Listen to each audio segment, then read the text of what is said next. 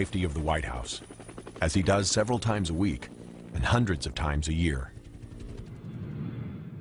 But a presidential trip is never routine. Any visit outside the White House requires hundreds of people, thousands of hours, and enough communication and security equipment to outfit an army. Since the president travels constantly, the Secret Service is always a step ahead, preparing what they call advancing several sites at a time. This team is advancing Baton Rouge, while other teams are on the ground advancing sites in Texas, Connecticut, Pennsylvania, and Ohio. Everywhere the president goes, the security bubble goes too. Every trip the president makes is a challenge. And for us, it's game day every time he leaves the White House property. It's our Super Bowl. The Secret Service has 5 days to secure this site, the arena at Louisiana State University, where President Bush will deliver the commencement address. For the advance team, it's a challenging site to control, with over 14,000 seats and more than 100 entrances. The protective measures start at the arena, but will expand outwards to include the university and even hundreds of miles beyond the city of Baton Rouge. The preparation is mind-boggling. The security advance begins here with Kim Tate, special agent in charge of the New Orleans field office. The key to success at any location is working hand in hand with the state and local police. Many agents started as cops, so they speak the same language. Good morning. Thank you for coming. I'm pleased to find myself in a room filled with seasoned professionals. I'm Kim Tate. They discuss every aspect of the trip, assess every danger. Has anyone in the area threatened the president? Have gun sales surged? Have any police uniforms been stolen? To prevent an attack, they have to get inside the heads of the attackers. So I have a map here.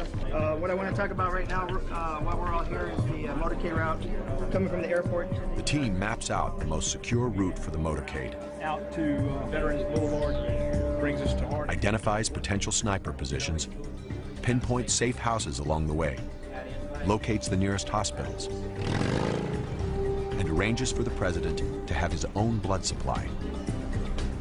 From here to Government Street, nothing will be left to chance. 4-lane or divided highway the whole route. As you prepare your security advance this week, and on game day, when you put that plan into action, keep this in mind.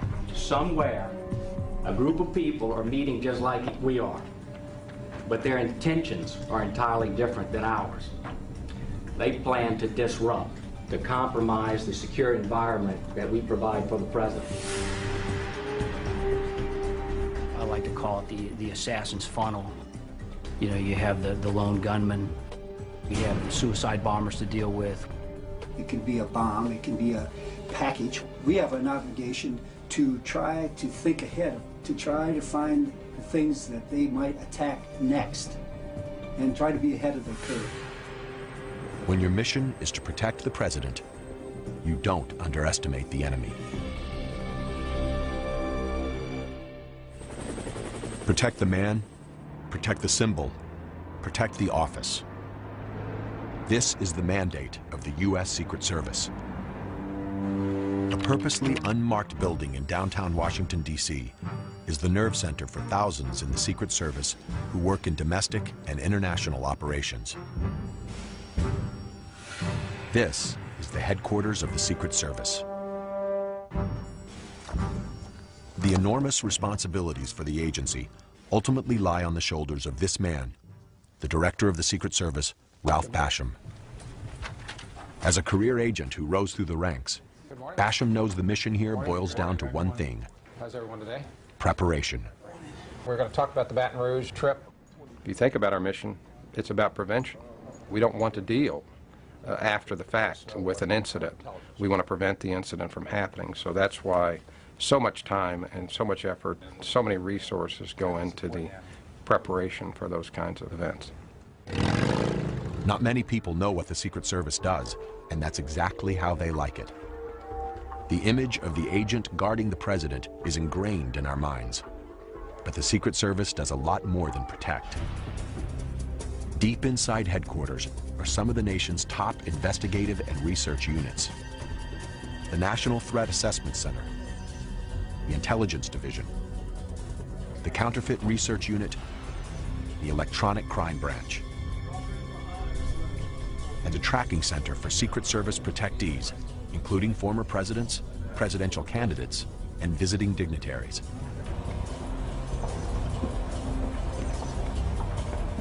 And then there's a room that hums with information so sensitive that its location can never be revealed.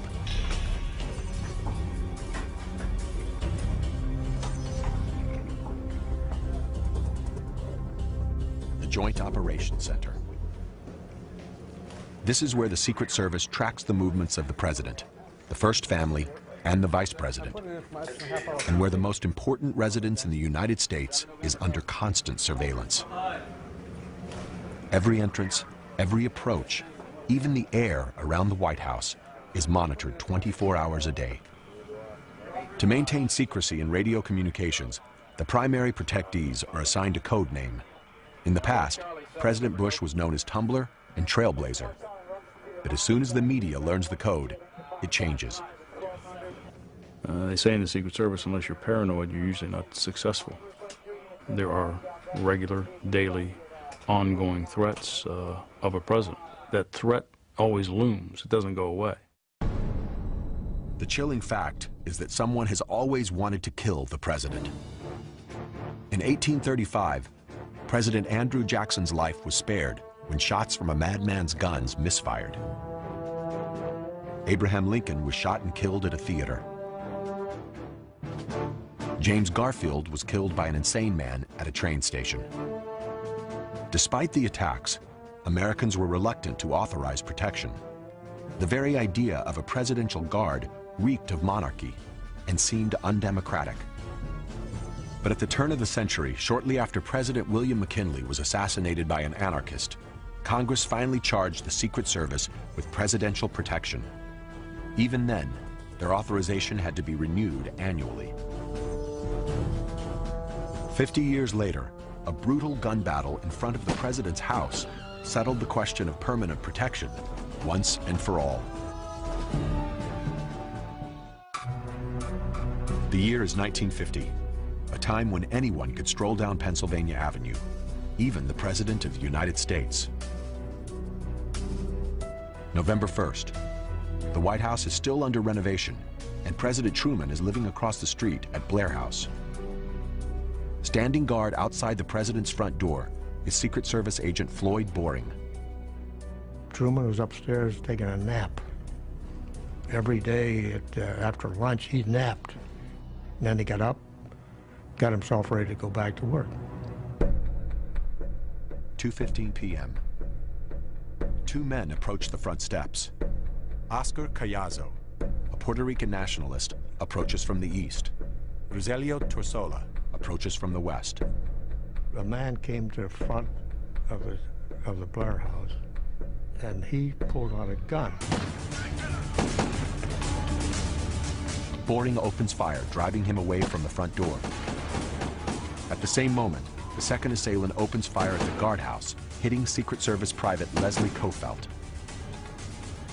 Kofelt, badly wounded, struggles to his feet, takes aim, and shoots the second assailant. Torsello had been shot through the ears, right one ear right out the other. He died right on the spot. 27 shots were fired during the violent gun battle. 3 hit Leslie Kofelt. He died later that night, the first Secret Service officer to be killed by an assassin. Outraged by the brazen daylight attack, Congress sent President Truman a bill that would give him permanent protection. Pen in hand, he said, "It's wonderful to know that the work of protecting me has, at last, become legal." The bloody shootout meant that the days of an easily accessible president were gone. The threat of violence would force him to step away from the people who had elected him, toward the well-armed safety of the agents. It's T-4, 4 days until the president arrives. The Secret Service advance team sets up a command center in an undisclosed hotel suite. The room is completely transformed. The beds are removed. Secure phones are brought in. There will be no room service, and the room will not be cleaned. We'll just play with it. Right. You can make almost, we'll tweak it. Thank you. We're going to have 5,200 people coming in. I've just asked for all the information to be finalized for tomorrow. The site where the president will give his speech is a vast arena. Site Advance Agent Lawrence Tucker and Supervisor Tom McCarthy go over the security plans. We're looking at approximately between 13,000 and 14,000 people in here on the ground level and on up. Only through the eyes of a Secret Service agent can an empty arena seem so ominous. A monster at 74,000 square feet. Where could the threat come from? So where is that? Assailants could slip in through any of the 130 entrances, pose as a graduate in any of the 14,000 seats. The mags are going to be set up on the far end? The mags will be set up on this end, sir. A sniper could hide in the catwalks above or in air ducts in the floor below. 5 or 6 posts up top and 2 on the catwalk. Potted plants could conceal bombs. So could seat pads on the 850 chairs on the floor. The task is daunting. Sounds good. This is a pretty huge undertaking. You're going to have, over 13,000 people in this venue. Especially for a venue this size, you got to make sure that the whole outer perimeter is taken care of. Everybody has to be on the same sheet of music.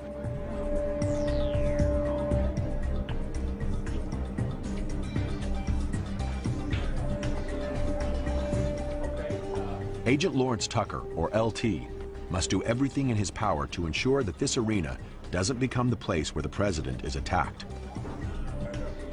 LT is a member of the Presidential Protective Division, or PPD, a group of agents who have risen through the ranks and earned the assignment to protect the president. They stand at the president's shoulder. They are the shield. It's an honor, but a potentially deadly one. The area around the president is known in the business as the kill zone. To thwart an assassin, LT must think like an assassin. From the adjoining building, he and his team can get an aerial look at the arena and see where their plan is vulnerable. We'll have someone just the other side of this tower watching those stairs that are coming down. Right. And then we'll have someone watching that loading dock, plus the 2 on the buildings that'll be able to see the whole area right there. That'll secure the arrival location pretty good. Okay. Fine with me? Okay. Good. Back at the command center, LT pinpoints and eliminates site threats. But protecting the president is far bigger than securing any one event. In Washington, a global threat analysis is always underway. This is the threat on the president's life. He's dead, okay? I want to blow up the White House and the Capitol building. At headquarters, specialists assess the constant stream of threats made against the president. The Secret Service won't say how many threats are made, only that every threat is investigated.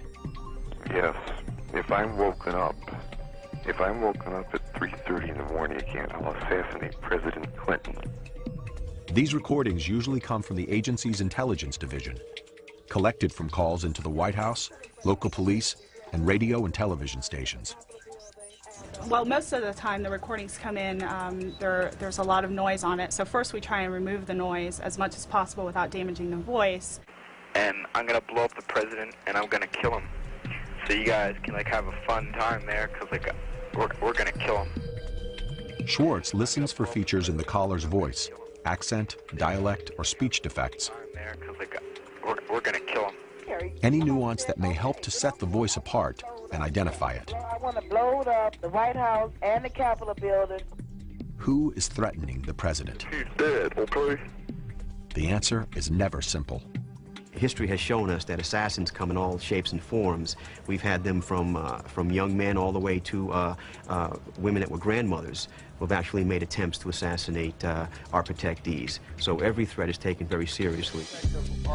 Agents are also trained to distinguish between those that make threats and those who can carry them out. uniformed officers. We now teach our agents, look at how someone's organized or not. Do they have the capacity to travel?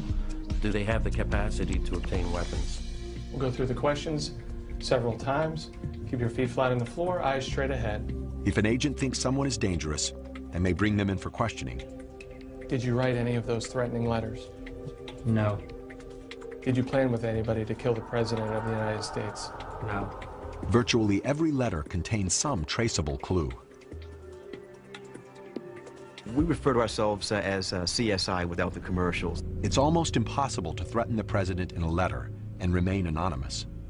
Through an amazing array of techniques, the Secret Service will eventually hunt you down.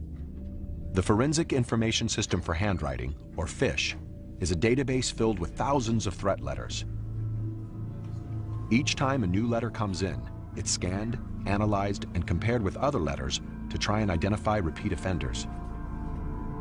We received this threatening letter from the field, and it was a threat against President. And right now, Jacqueline is measuring it in FISH to compare it to all the other letters that we have in our FISH system.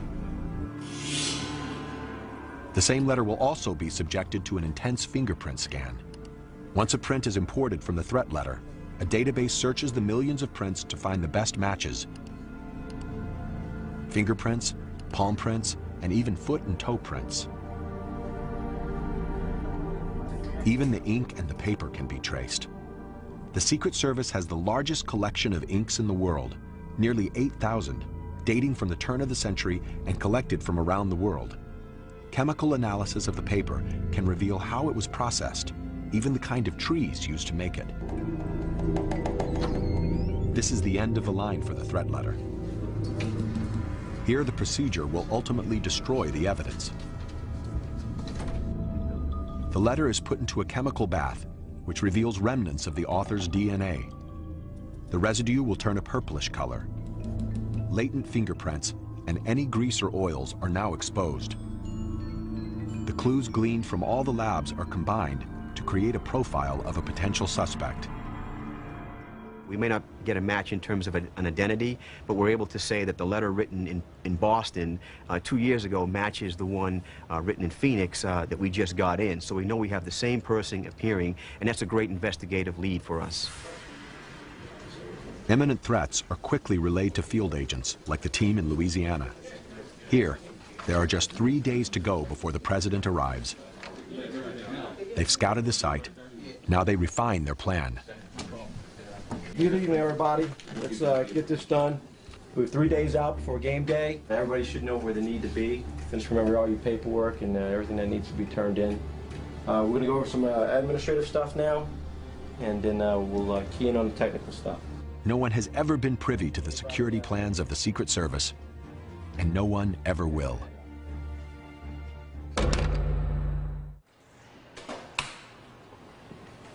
Protecting the President has always been difficult.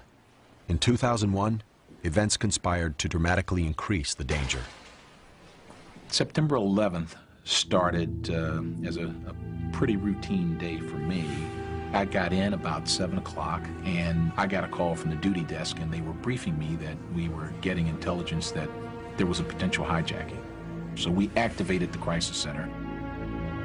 Deep inside headquarters in a top-secret room, managers and directors began to assess the nature of the hijacking. The first plane hit, I believe, the north towers of the World Trade Center at about 8:45. I thought and hoped that it was an accident, but when the second one hit, we knew that it wasn't. To some agents, it seemed that someone was trying to decapitate the U.S. government. We activated our continuity of government plan, and we deployed agents to locate and remain with anyone in the line of succession. Secret Service protection now extended to the Speaker of the House, the President pro tempore of the Senate, and the Secretary of State. One of the first things we do, obviously, is to locate all of our protectees from the President on down. Not only for the President and the Vice President, but for their families, for former presidents, for foreign dignitaries or heads of state who may be in this country. What's important for us is that we have a plan. If you don't have a plan, the game's over before you begin. In a state of emergency, the Secret Service's plan is to get every protectee to a secure site. We got calls that there appeared to be a plane headed for the White House, and we had immediately called the Vice President's detail. There was no time for chit-chat, no time for, you know, will you come with us? I mean, they just took him. Vice President Cheney said, "My feet never touched the floor." Meanwhile, the president wanted to get back to Washington. We agreed that coming back to Washington was not a good decision. So there was discussion on Air Force One between the agent in charge, the president, the vice president, the director of the Secret Service was involved in several conversations, and the National Security Advisor as to what actions would take place. With Washington and New York in a state of chaos, the Secret Service put the president aboard Air Force One, the one place where they controlled all the variables. There was a very deliberate mood in here. There was a lot of determination and focus on the part of everyone in here to do their job, something that we had trained for and planned for, but had hoped would never happen. And we were watching on television as the towers collapsed.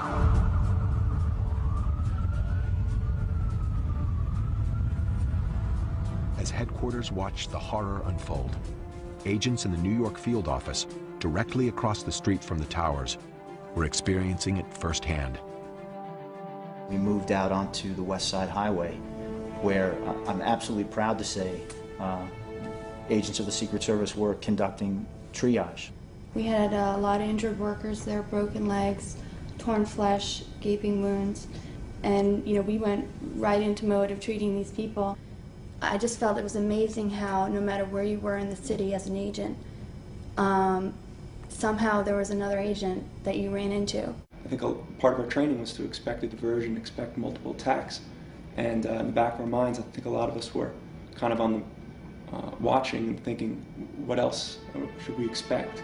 I remember thinking myself, looking at trucks suspiciously, like, what will the next attack be? I was absolutely just livid. I was so mad. When that second tower came down and we crawled out from underneath the car, I was so mad. You knew what it was at that point. You had clear understanding we were under attack. One officer's heroic efforts to rescue other people cost him his life. Craig Miller died in the chaos. That was probably the most difficult time we had. There were a lot of questions everybody had and we didn't have answers to. Well, I think since 9/11, the Secret Service may be more careful about the president even than before. The Secret Service emerged from 9/11 confronting an inescapable truth. Terrorism had redefined the threat spectrum. It's probably changed the stress level by twofold. The very violent and random attacks that are brought on by terrorism are something that the Secret Service is extremely concerned about. We all did it, and we did it after swallowing our personal horror of the tragic events of that day in a fleeting moment and getting on about fulfilling the mission that we in the Secret Service are tasked with doing.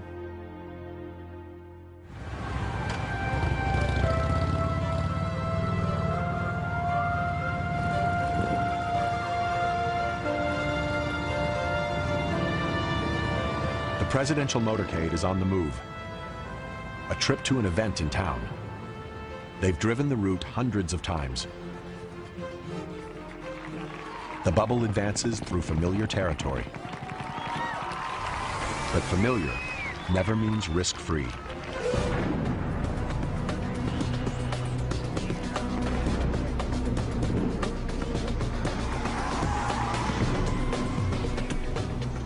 Welcome to Beltsville, Maryland, training grounds for the Secret Service. Here, agents and officers learn to handle disasters by experiencing them again and again.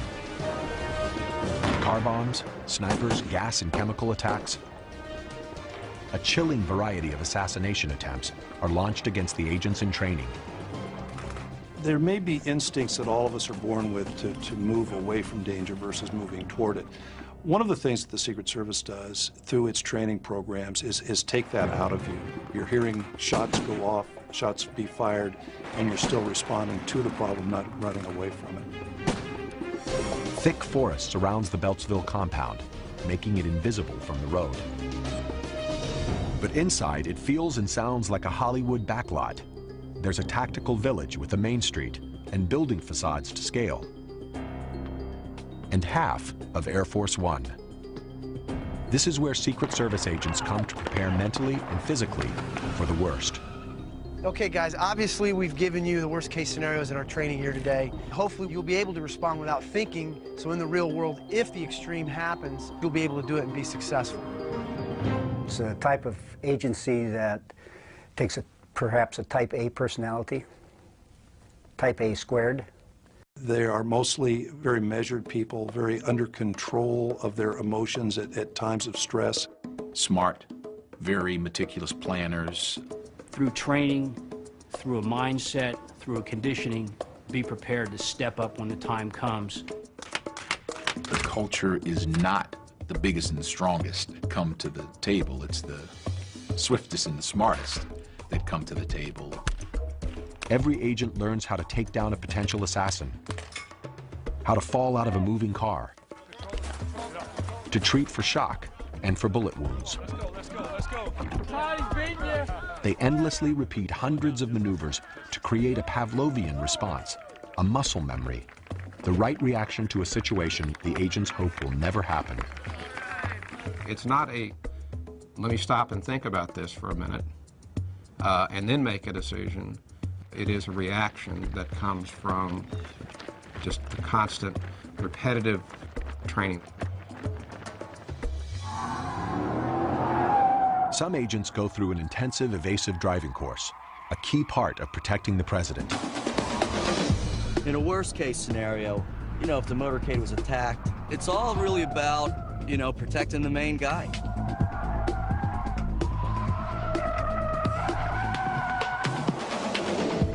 These agents are practicing the J-turn, a tire-screeching pivot with a tight stop and an immediate change in direction. With these turns, we can approach speeds of 60, 70 miles an hour.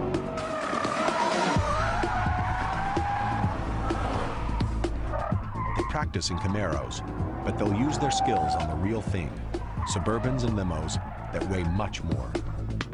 Well, they call me Super Dave. They think I'm a little crazy out here. I like to go as fast as the car can go all the time. And I'll be the guy that experiments. Like, if they want to experiment with something, I'm all for trying it. Muzzle straight up, 2 hands on the weapon. For agents who work closest to a protectee, training is even more intense and demanding. Their standard weapon is a .357 semi-automatic pistol. Other weapons of choice include the M16 and the MP5 submachine gun. Shooters will be your final facing. Shooting side. The Secret Service requires each agent to qualify with a firearm every month.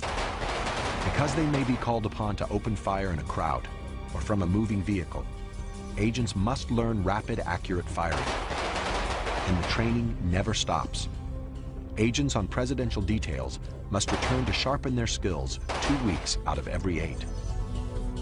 Worthy of trust and confidence, commitment and dedication, attention to detail. And that is instilled from the first day that an agent becomes a member of the organization. You plan for the unexpected because you only get one shot. Either you're trusted or you're not.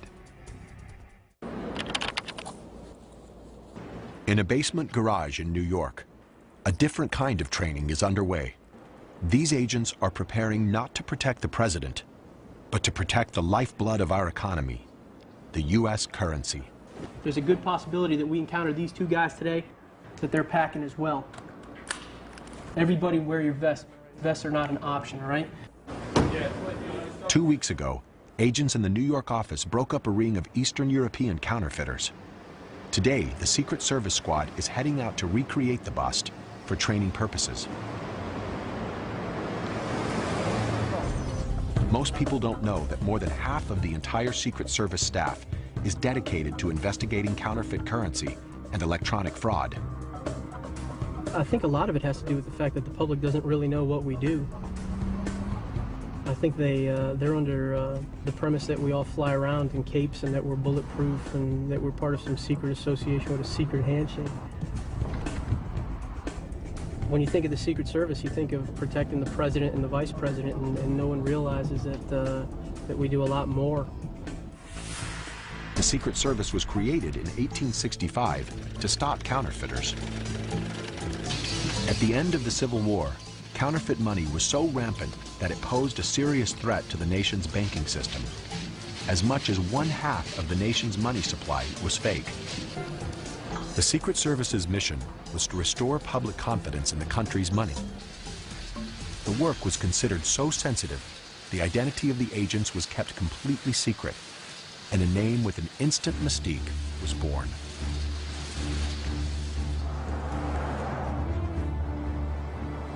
Almost 140 years later, the Secret Service is still on the case.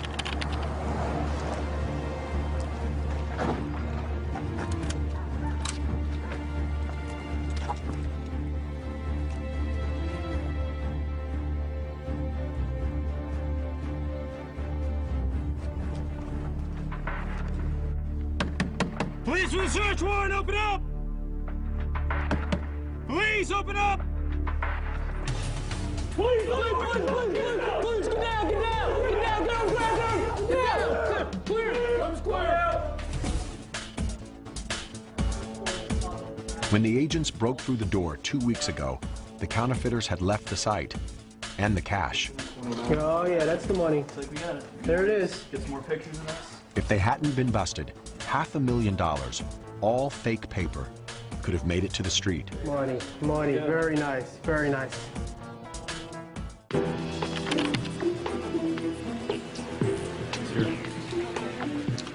The field agents send the suspect money back to the lab in Washington, where specialists will carefully scrutinize every bill. Counterfeit specialist Lorelei Pagano is an expert at identifying bogus money. Everything comes to us as suspect. To confirm that it's fake, Pagano first checks security features embedded in the paper, the printing, the ink. If you examine the counterfeit that's just come in, hold it up to the light, you can see that there is an image of Franklin and that there is a thread. However, if you look at it through a light table, you can actually see that there's a commercial watermark and it says recycled. So right away you would know that that's counterfeit. Another trick is to change the denomination of a bill so that a 10 becomes 100. But the counterfeiter basically just eradicated all of the areas where it said $10 and then changed them by hand and raised the denomination to 100. This, I would think, was not worth the $90 that he profited from. To outpace counterfeiters, the government issues new bills every 5 to 7 years. But with high-tech scanners and printers, counterfeiters are forging more money faster. We used to average less than 100 domestic counterfeiting operations, and now we're over 600 in any given year. Today, the best counterfeit money is printed with old-fashioned presses by sophisticated drug and terrorist rings. Millions of dollars of fake money is used to finance illegal arms trading, drug trafficking, bribery, and terrorism. The U.S. dollar is vital to these criminal efforts. To protect it, the Secret Service has to stay one step ahead. Obviously, there are things that every government has to keep a secret so that the counterfeiters don't know about it and they don't know what they need to be attacking. So that's just good banknote design. Some things we just don't tell.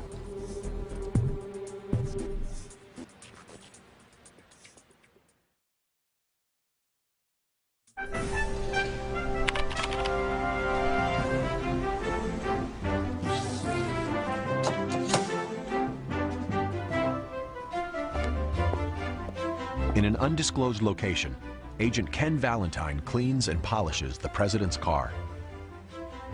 This James Bond invention is affectionately known as the Beast. I'll tell you that the car has two limitations as far as we're concerned. It doesn't fly and it doesn't float. The agents protect information about the car with the same tenacity that they protect the president. How thick are the doors on the car? The thickness of the doors is a matter that we're not prepared to discuss. What kind of armor does it have? Well, I'll tell you the armor is state of the art, but beyond that, I'm not at liberty to discuss the armor or the capabilities of the armor. Is it bomb-proof? Is it bulletproof? It's very capable. What kind of security measures are there in the car? I'm not at liberty to discuss the security measures other than to say that it's a very capable vehicle. The details of the Beast may be classified, but like other armored cars, it probably features a remote starter with bomb detector, a self-healing fuel tank, supplemental oxygen, and wheel inserts that allow the limo to drive even when the tires are shot out.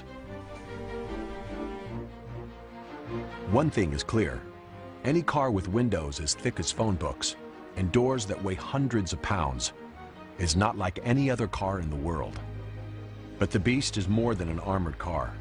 It is the response to a nightmare, an event that shook the world and changed the Secret Service forever. President Kennedy loved people, loved to be around people. We had gone from President Eisenhower, who was a retired general, to a former senator who was very free and wanted to do things that we were not used to having him do. We went from the hotel to the airport and flew from Fort Worth to Dallas in Air Force One. And there was a large crowd at the airport in Dallas. November 1963.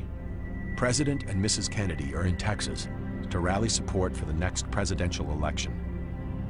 Their two-day trip includes a motorcade through Dallas. Clint Hill is assigned to protect Mrs. Kennedy. He is stationed on the runners of the follow-up car, directly behind the presidential limousine. Along the way, there were large crowds.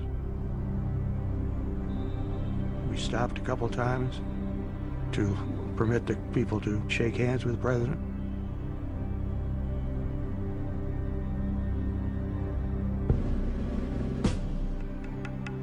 When we got into the central part of Dallas, the crowds were larger.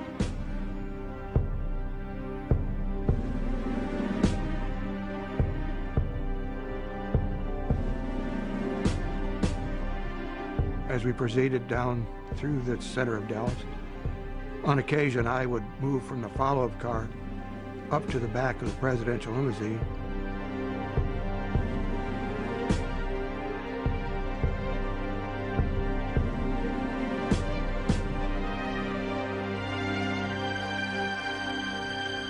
Shortly after we got into that turn and started on that street, I heard a sound. I turned to see what was happening. I knew something was wrong. I saw President Kennedy grab at his throat. Before I could get to the presidential limousine, another shot had been fired and hit President Kennedy in the head. About that time, I reached the back of the limousine and tried to get on. I had to run 3 or 4 more steps before I could get up. By that time, Mrs. Kennedy had come out onto the trunk and was seeing, it appeared to me to be searching for something or trying to retrieve something. But I got up on the back of the car and placed her back in the seat. The president at that time, his slipped down into her lap, and I could see the back of his head, and there was a gaping hole above his right ear, about the size of my palm. And there was white brain matter and red blood throughout the entire car.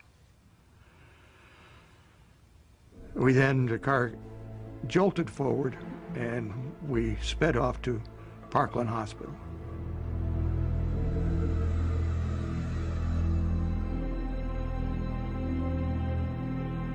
as a stunned nation struggled with the enormous tragedy of a young president's murder. The Secret Service couldn't stop to mourn. They quickly moved to protect the new president.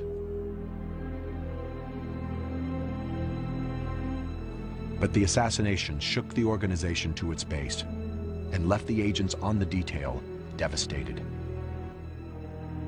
It was our responsibility to protect the president, and we failed to do so. Anytime that you have a job to do and you don't do it, you've failed. The failure to protect Kennedy forced the Secret Service to ask difficult questions. Should the president be allowed to ride in an open car? Should motorcade routes be published in advance? And should those routes follow paths where the president could be an easy mark?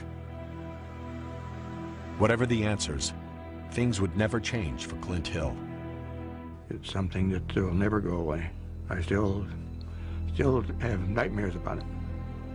It bothered me from that point on, and it got progressively worse. Eventually, that's the reason I retired, is that the doctors finally told me that you just can't go on. Unfortunately, that particular day, all the advantages went to the shooter. The assassination is still a defining moment, not only for the agency, but for every agent who has ever taken the oath.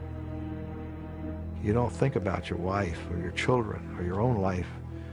Your whole focus is to save the president. And I'm sure that's what went through Clint's head as he bolted to that car, barely making it, but he got back there, and because it was too late. And we're all different from that. I mean, we're just different from having lived through it. If eternity has to remember me for something that was that tragic, I just couldn't live with myself. So, you know, my philosophy was, it won't happen on my watch. It can't happen on my watch because I can't live with it.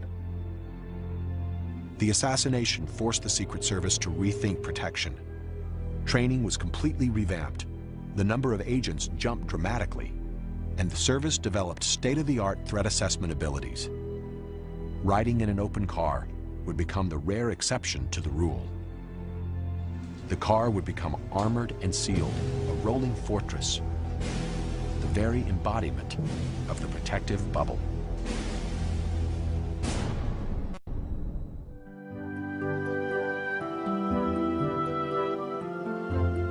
The public persona of the U.S. president is that of an everyman. We see him leaving his house, waving before he goes off to work. He seems to do many of the things that we do. He doesn't rule from a palace or an ivory tower. He isn't surrounded by a presidential guard. He appears to move about freely. But he is only free within the bubble, and even there he is constantly covered. When the president crosses the White House lawn, Secret Service counter-snipers are poised on the rooftops. The emergency response team is concealed in the bushes. The Secret Service's Uniform Division has a highly visible presence patrolling and guarding every access point. Together, these protective units maintain a nearly impenetrable cordon around the White House. Outside the White House, the risks increase. So do potential conflicts between White House staff and the Secret Service.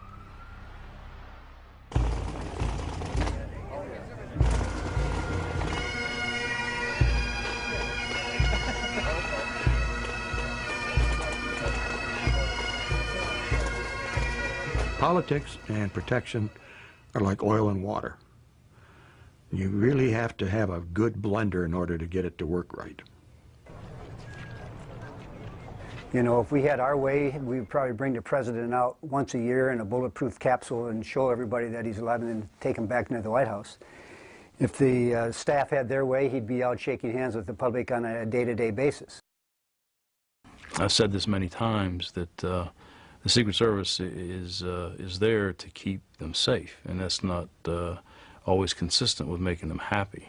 There are times when you're with a protectee where you have to tell them, you know, we're not going to go in this door, we're going to go over to this door. But later he's probably going to tap you on the shoulder and go, why did we do that? And I would suggest that you have a pretty good answer. What happens when politics vies with protection? Negotiation. Larry Cockle led the presidential detail for Bill Clinton.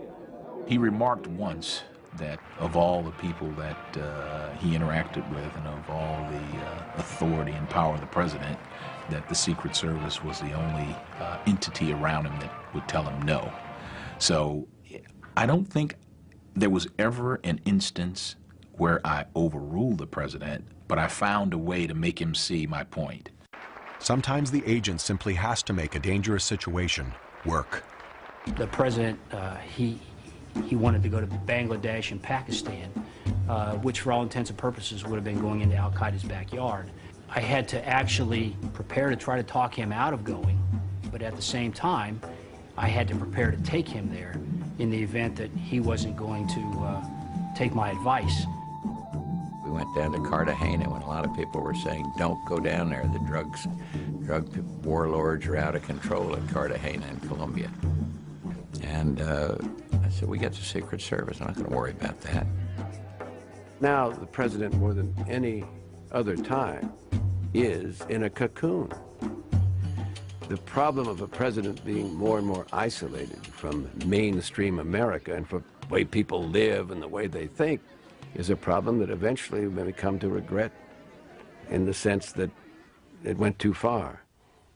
It's hard to say that any measure to keep a president safe goes too far, but just think about it. It's a necessary evil to have 24-hour protection. It's a necessary evil to plan and meticulously orchestrate travel to ensure that nothing goes wrong. It's a high-stakes game.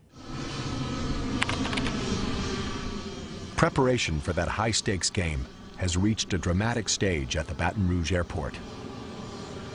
It's T-2 and counting. 2 days until the president arrives, and the invasion has begun. The Secret Service arrives in force. 2 Air Force C-141 cargo planes packed with tons of equipment and enough manpower to staff a small army have landed. Inside, every imaginable security tool. Metal detectors and communications equipment. K-9 bomb sniffers and their handlers. Armored motorcade cars. Some of these cases may contain a variety of weapons, but the Secret Service will neither confirm nor deny this. And out of the belly of the plane comes the beast. 2 of them, 1 for backup.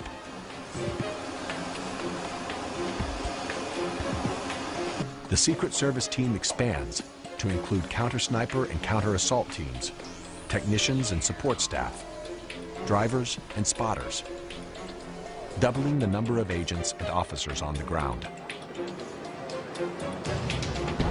Secret Service strategy is to meet any threat with overwhelming force.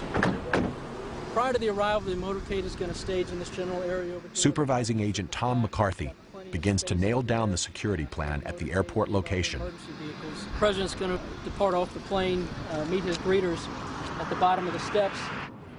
When we travel with the president around the world, we have to be sure that he is as safe anywhere in this country or anywhere in this world as he would be at the White House. We bring this bubble and we make sure that he's safe. The scope of presidential protection is unlike anything else.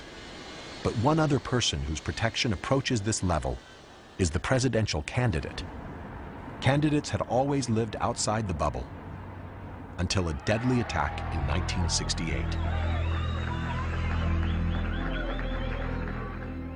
American troops and American Marines. June 5th, 1968. Presidential candidate Robert F. Kennedy has just pulled off a dramatic primary victory in California. As he leaves the hotel through a jubilant, uncontrolled crowd, a Palestinian student, Sirhan Sirhan, steps forward and fires 7 shots at point-blank range. It's the first time in United States history that a presidential candidate is gunned down on the campaign trail. Today, the Secret Service automatically protects the candidate 120 days before the election. For candidate John Kerry, it's his first time inside the protective bubble. You don't notice it, except if you have to just walk to the drugstore or go do something totally normal. It's, I guess, just part of the business. It does feel a little bit restrictive, but you know that they're there because it's a dangerous world, and they're there to protect you. For the agents, the stark memory of Robert Kennedy's assassination is a constant reminder of the dangers that may lie ahead. I think there's a number of incidents that keep us motivated when we go out on the campaign trail. Going back to President Kennedy's assassination, also the candidate Kennedy's assassination.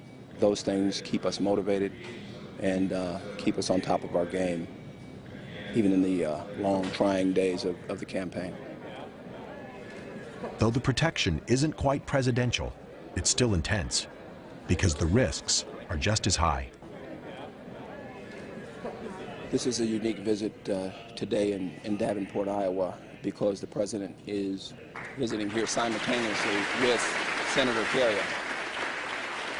What happens when not one, but two Secret Service bubbles hit the same town at once? In Davenport, local authorities were stretched, and local bank robbers had a field day, knocking off 3 banks. The whole point of the campaign for any candidate is to connect with the crowd. The agents have to balance the candidate's desire to be in the crowd with the safety measures needed to keep him alive. During his speech, Kerry appears to be out in the open with no visible barrier, but the platform is surrounded by bulletproof armor. What the crowd sees is a campaign banner. Agents take positions at the sides of the stage, and a Suburban stands by to whisk Kerry away if there's trouble. But the candidate can't worry about trouble. He has to work the crowd, and often the only thing between him and the crowd is the agent. Every protectee is different. They have their own mannerisms and expectations, and we're able to adapt to those and adapt the security methodology around that. In the months leading up to the election, the Secret Service must adapt to Kerry's style, and Kerry must learn to live in the shadow of protection. I spend a lot of time on rope lines. I talk to people. I dive into the crowd. If you want to meet with people and you want to go out and get in a room and have them ask you questions, there's every way in the world to do it. I do it every day. But Kerry is not the only one adapting to full-time security. His family has to adjust too. The whole thing is an intrusion on their lives. It's hard. I mean, we all sat down and I asked them. I didn't do it just, willy-nilly. And there are different attitudes among different members of the family about it. And I think everybody's sort of accepted that even though it is an intrusion, they're willing to do it. If the candidate is elected to office, he must take what comes with it, and so does his family. When Dad became president in August, all of a sudden, boom, our life changed overnight. And I remember the first moment the head of my detail came up to me, and he came up and he said, listen, I know this is a big transformation for you. We're not here to be your parents. We're not here to tell you what to do, what not to do. We're here to make sure you don't get kidnapped, shot, killed, held for ransom. Mrs. Clinton received numerous death threats. We had some person who basically was, I think, stalking Chelsea Clinton. These incidents were never reported and never talked about, and we never let this information out. It was not our job to discuss it. There were special times when the president and Chelsea were together, when it was really important that Chelsea not experience this very heavy security presence. So those times we would give him space. They were really good about trying to be flexible. Sometimes Chelsea and I would walk downtown in Washington and go to a bookstore or something like that. But I tried to give them enough notice so that they could prepare. I felt that on occasion, giving into the security requirements did isolate me from the public. after a man with an assault weapon shot up the White House. The Secret Service asked me to stop running on the mall. So I did, but I hated it. You know, it was my one sort of daily contact with ordinary citizens. There are times when life inside the bubble is claustrophobic. There's not a whole lot of privacy for a president or a first lady. You see them in every situation they're in. You see them when they get up in the morning, when they go to bed at night. You see them when they're happy, you see them when they're sad. So you see them under every situation possible.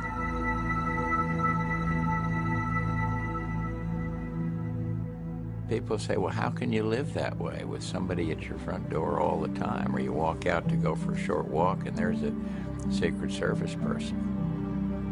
It can be annoying from time to time to have people following you literally every step during the day. Presidents are no different than anyone else. They simply need their space, and you try to give them that. They simply need to go out for a run, and you try to give them that opportunity to do that in the most secure environment that you can provide.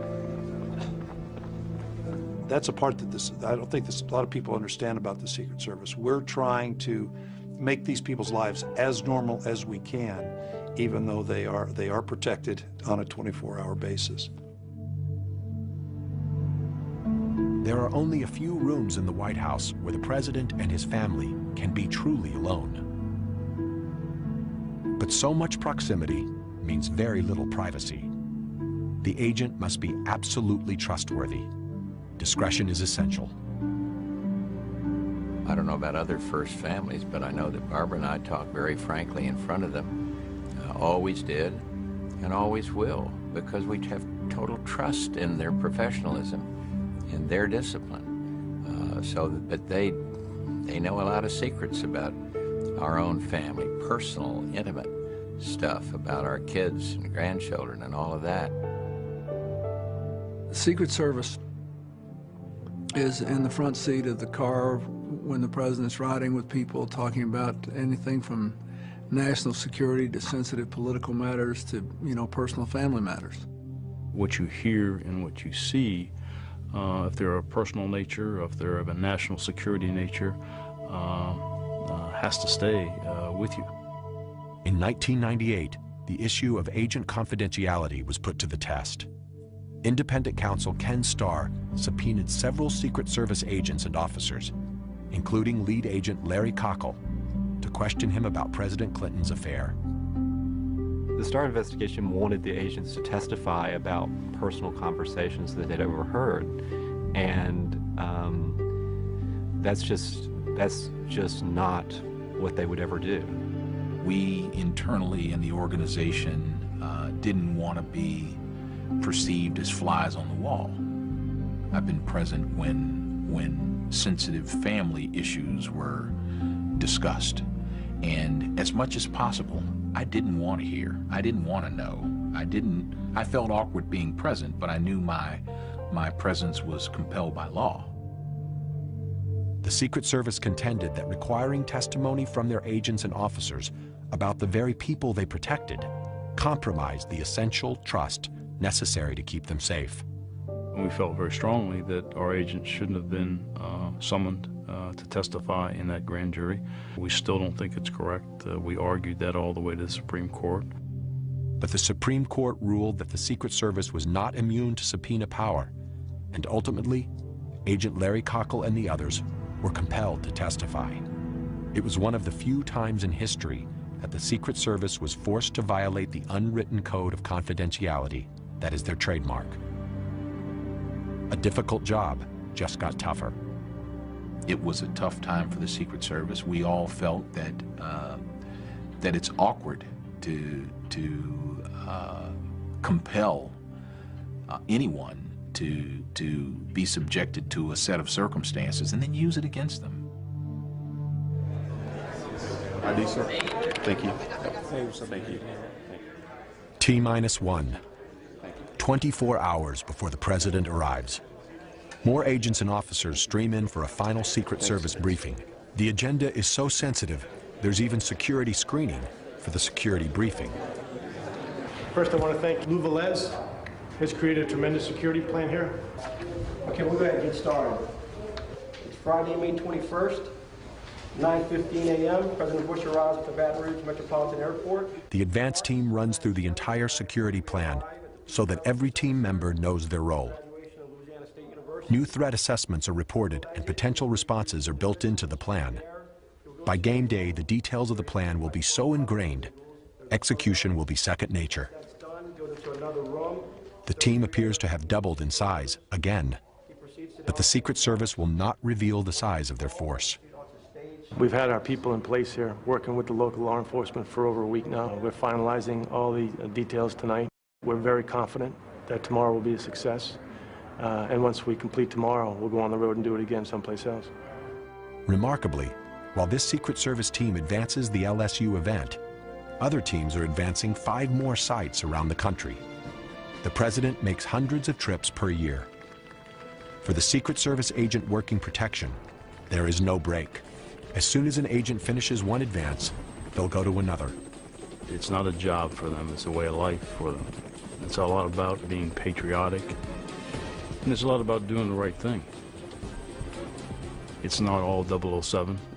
There's some very difficult times. There's times away from home. There's times that you can't be there for Christmas. There's times that you can't be there for birthdays. Our wives and children would probably say that there's only one family, and that was the Secret Service. At the time, I didn't understand how stressful it was. I would say during the time I was in charge of President Clinton's detail, I can't remember a night that I had more than 3 hours of continuous sleep. To limit the toll, agents generally work no more than 5 years on the presidential detail. It takes a great deal of concentration to continuously do what you have to do.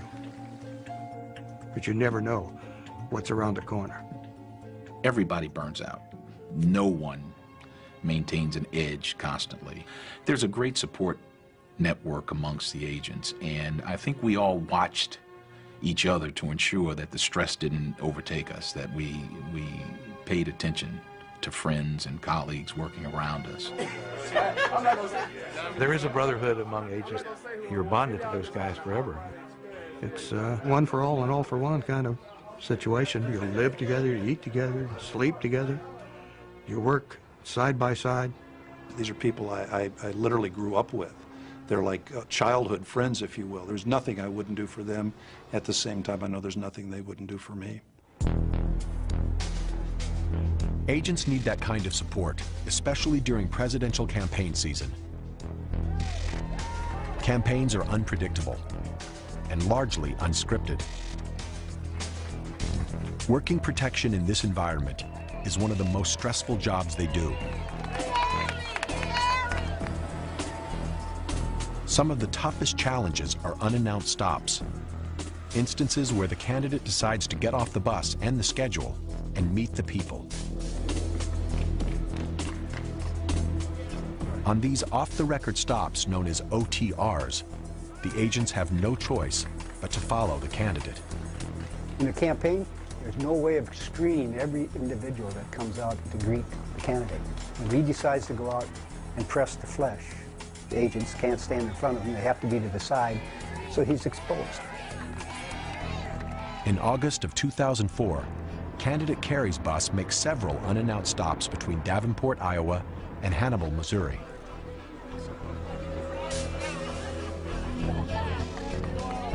With one stop after another, keeping a constant watch can become mind-numbing. You work around complacency by keeping your focus, keeping your eye on the ball. We trained agents to understand that the things that might seem mundane or routine could very quickly turn to tragic or challenging.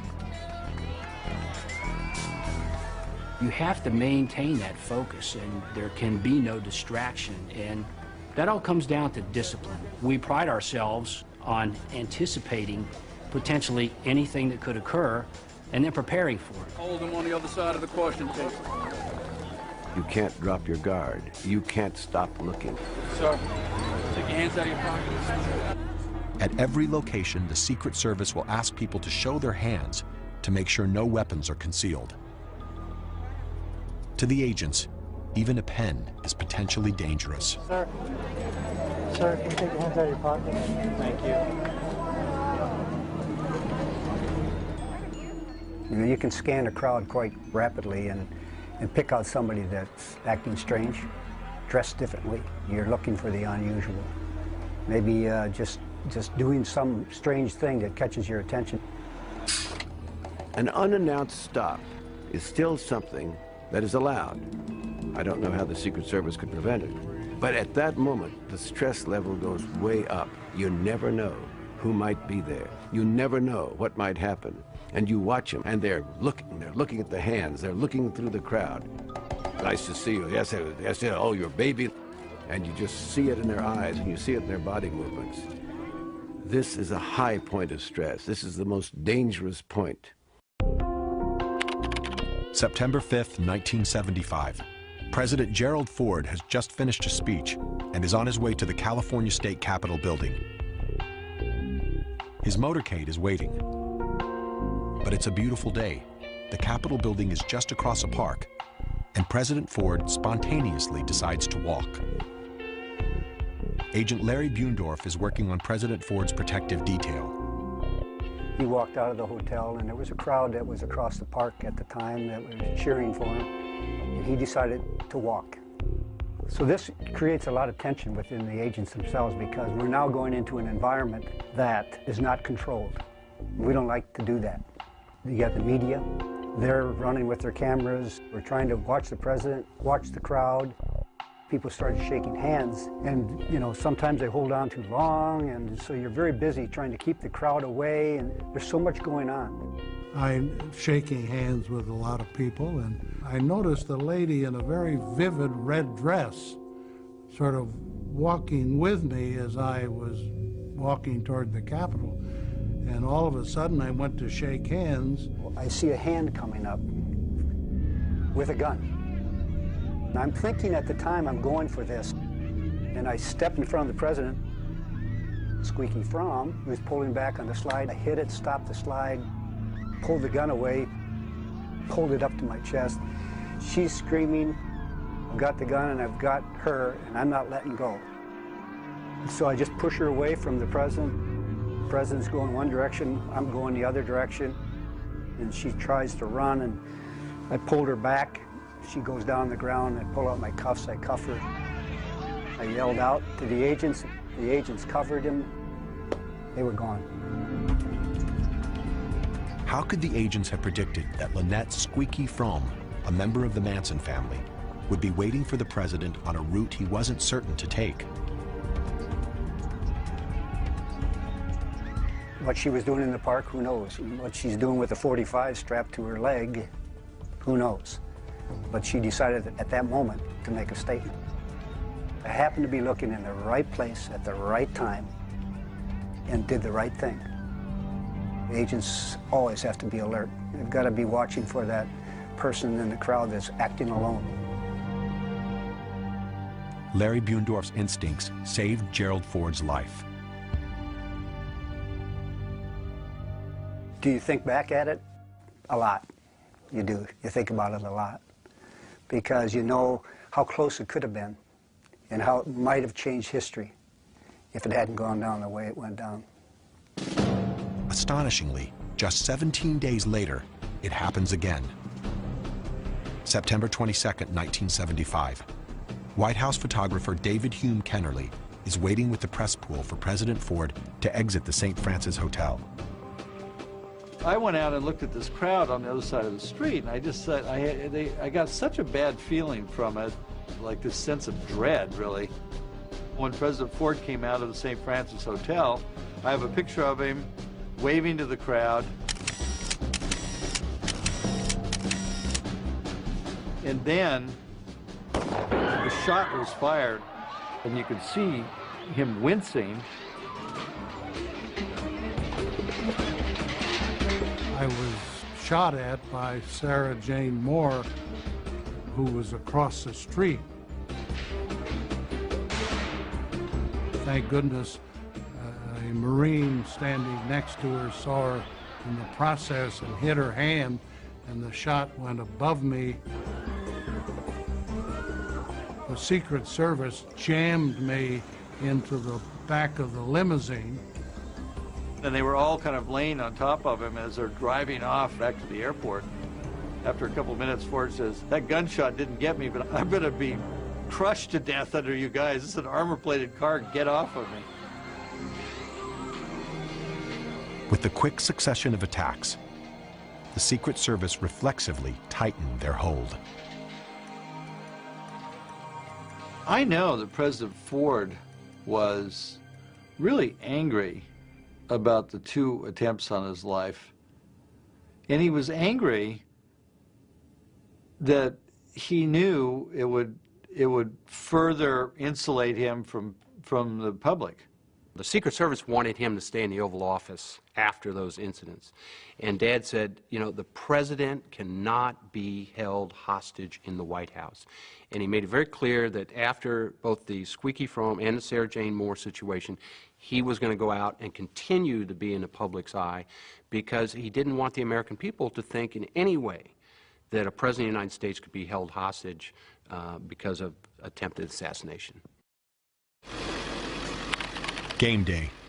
T-minus 5 hours before the president lands. At 4 a.m., the Secret Service arrives at the arena. LSU may own the building, but today it belongs to the Secret Service. Dasik. Morgan. Here. The team gears up, knowing they have one chance to get it right. Smith. Each agent is wired into a restricted radio network, impervious to eavesdropping, and linked to the temporary command center. Wallace. Here. Johnson. Here. Every agent will know where the president is at all times. Everybody all set? Okay. Game face on, the agents enter the arena. In the next few hours, everything LT's team has prepared for will be put to the test. All right, 212. Hold room. Okay, let me make sure I got all these people posted here.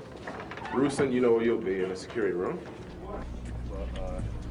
You're gonna be in a row, man. LT assigns each agent a specific post, to guard an entrance, to guard the stage, even to mix into the crowd.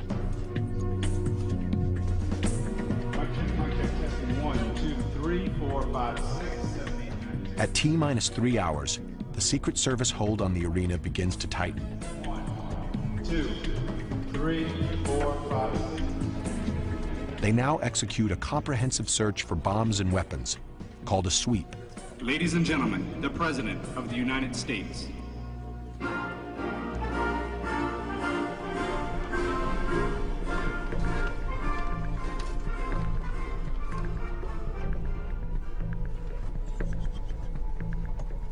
They sweep every plant, every band instrument, and all 14,000 seats.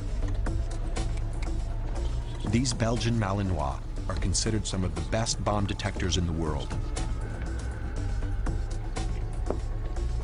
Their noses are 20 times more sensitive than ours. As these teams sweep the inside of the arena, other teams check the basement, the roof, and the area under the bleachers. Game day, ready to go. T-minus 2 hours. Once the building is swept, it's sealed off. No one will be allowed in without going through a metal detector first. Magnetometers and several officers guard each of the entrances. Tactical control of the building is theirs, for now.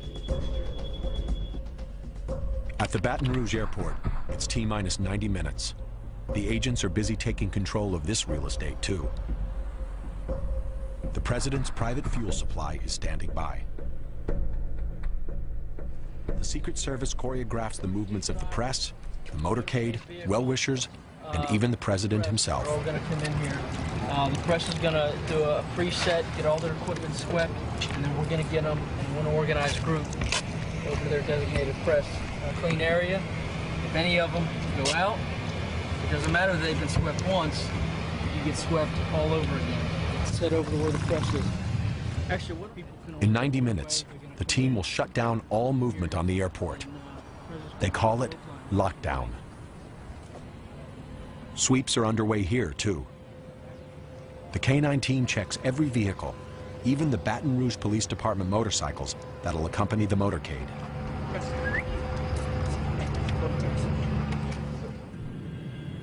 T-minus 15 minutes until the president arrives. The Secret Service counter-sniper team stands ready.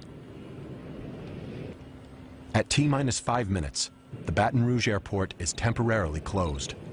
Only Air Force One is clear to approach. On the ground, anything or anyone that moves will get immediate attention from the counter-sniper teams.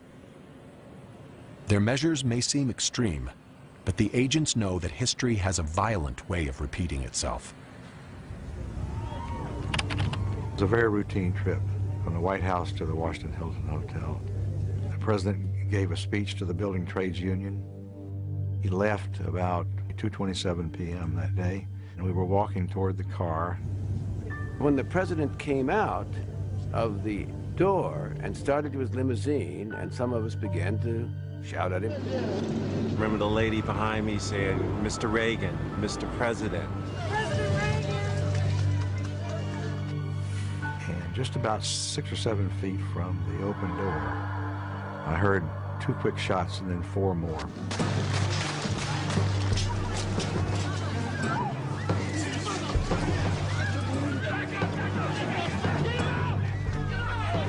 The first 2 shots hit Mr. Brady and Officer Delahanty, and the third one hit McCarthy because we're pushing the president behind McCarthy.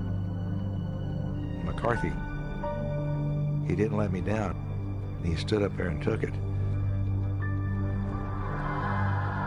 And as that was happening, another agent literally went right over top of me and my camera, right down onto Hinckley. It was just an amazing thing. Give me a squad, Parks! Move back! Give me a car! What I remember vividly is Parks grabbing the president, taking his head, carefully, quickly putting it down and pushing him into the limo. As we know now, a bullet struck the rim of the door, ricocheted into President Reagan. But at that moment, no one knew that. The door was shut, the feet were thrown in. At that moment, I yelled for the driver to leave quickly. Get out of the way! You don't know whether it's an organized attack. You don't know whether it's a decapitation strike. There's a lot of things you don't know. As the limo speeds toward the White House, Agent Jerry Parr searches President Reagan for gunshot wounds. Everything looks okay until the president starts spitting up bright, frothy blood. In that instant, Parr makes the decision of his life. I knew from my training that this meant some kind of a lung injury, and I just said, we got to take him to the hospital. Parr orders the limo to change direction, and it races toward the hospital. President Reagan walked a few steps in the emergency room and collapsed and almost died. I don't play up myself on this simply because Tim McCarthy made a heroic gesture in standing up. Everybody's shot down, and McCarthy's the only one standing up. Agent Tim McCarthy did what every agent hopes he'll never have to do. Using his body as a shield, he turned into the line of fire. He took a bullet for the president. I got to give it to him. It's a brave man to stand there purposely as a body block to protect the President of the United States.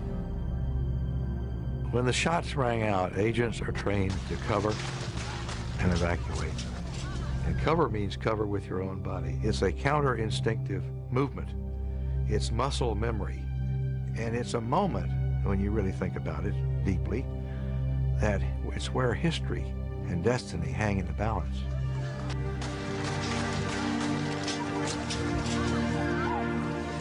It's where all your training and truth come together in that one moment. Fortunately, no one died that day. The president, Agent McCarthy, and Officer Delahanty all recovered. But Reagan Press Secretary James Brady was severely wounded and permanently disabled. So what did the Secret Service do for Ronald Reagan that day? Well, they didn't prevent John Hinckley from shooting him. The rules were such that civilians, without having been checked by a magnetometer, could be right there on the line, and one of them had a gun. But once the shots came, they performed brilliantly. and they saved the president's life. The assassination attempt forced the Secret Service to ratchet up protective measures even more. They plan for the worst and hope for the best. That's what they do every time they take the president out. Prepare for the worst, hope for the best.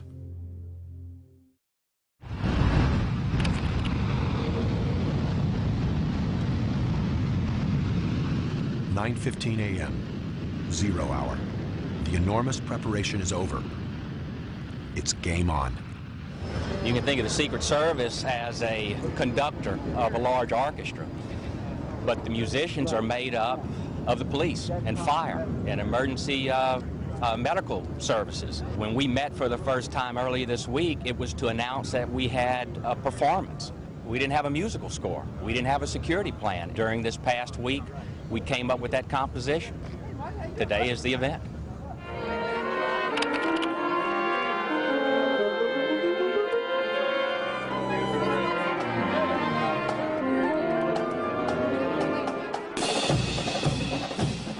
Pagers, keys, cell phones, electronic devices, bags, and purses. Please place them here on the table. At the arena, the once-in-a-lifetime day for the graduates and their families begins with a thorough search. Thank you. Officers will screen every one of the thousands of participants. Pagers, keys, cell phones, and electronic devices. Please place them on the table. They scan intently for weapons, explosives, even remote control devices.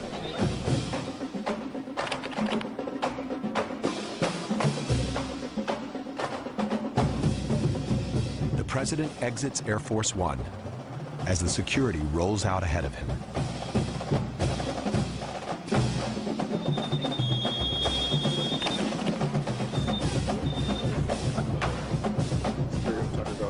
Secret Service agents and officers are literally everywhere. If they do their job well, the heavy security will feel invisible. The graduation will take center stage. They dress to blend in with the crowd, their suits tailored to conceal the weapon each one carries.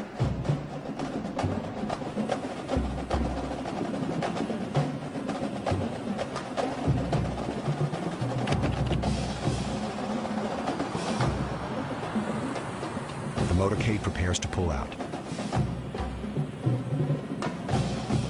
One of these vehicles carries a heavily armed counter-assault team, ready to repel any attack. The Secret Service is ready for any threat on the road ahead.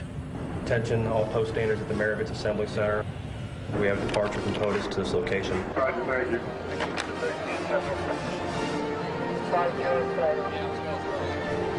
POTUS, shorthand for President of the United States, is T-minus 10 minutes away.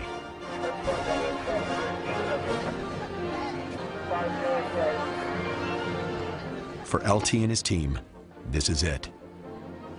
This is the moment they've trained for. Protection is in the details, and everything is rechecked because every agent knows there's always a chance that something could go wrong.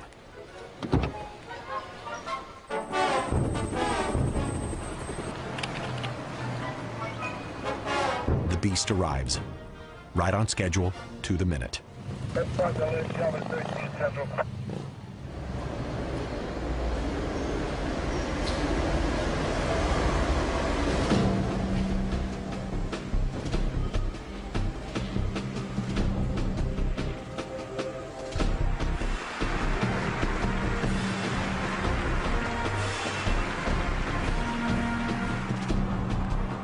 Supervising Agent Tom McCarthy takes his final position on stage. He'll be the agent closest to the president.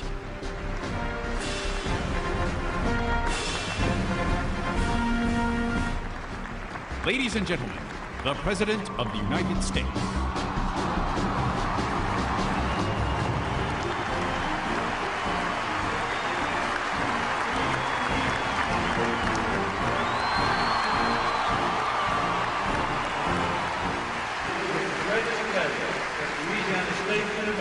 Presents you the honorary degree, Doctor of Science.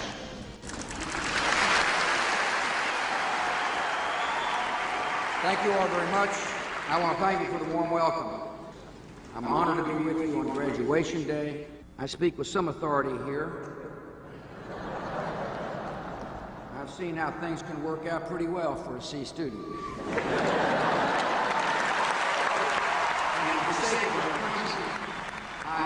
While the president gives his speech, the agents live in a parallel world,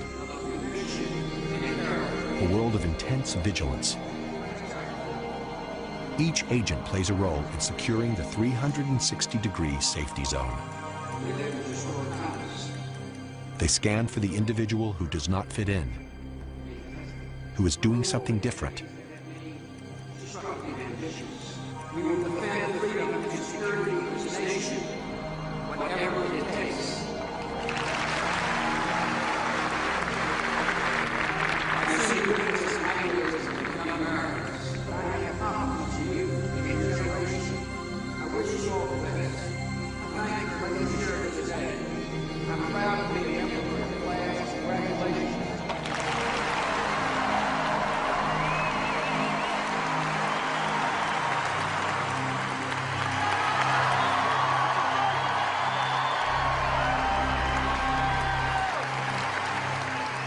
As the president exits the stage, he veers off course and off the plan. It is the one unchoreographed moment of his visit.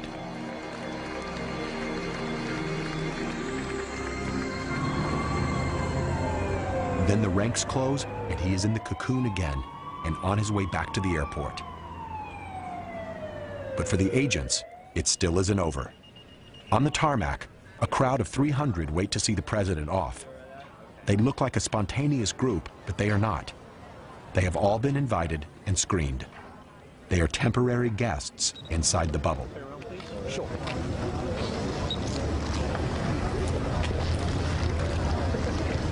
You're all set. One of the things I'm going to do when I pass in front is I'm going to ask you to have your hands up. Just have your hands out here like this, ready to shake the president's hand, okay? That's all I ask.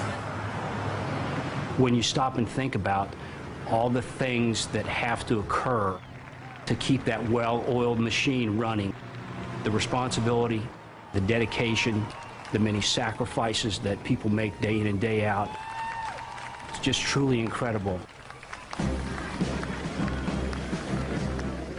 For the Secret Service, it was a good day. Nothing happened. The average agent is not going to go on to riches and fame and glory, having spent a good number of years of their lives putting their life on the line. Their reward is going to be basically the understanding they've done an important job for all of us in this country. They've done the job well. They can be proud of that. We should honor them. But they're not going to get rich. They're not going to be famous. They're just going to be ordinary Americans. The visit has involved thousands of man-hours, weeks of coordination, hundreds of people, tons of equipment, and no small amount of stress. The president has been on the ground for 80 minutes. The Secret Service will move on, advancing the next locations, keeping the web of protection spun out ahead of the president so he can keep his public persona, so he can do his job.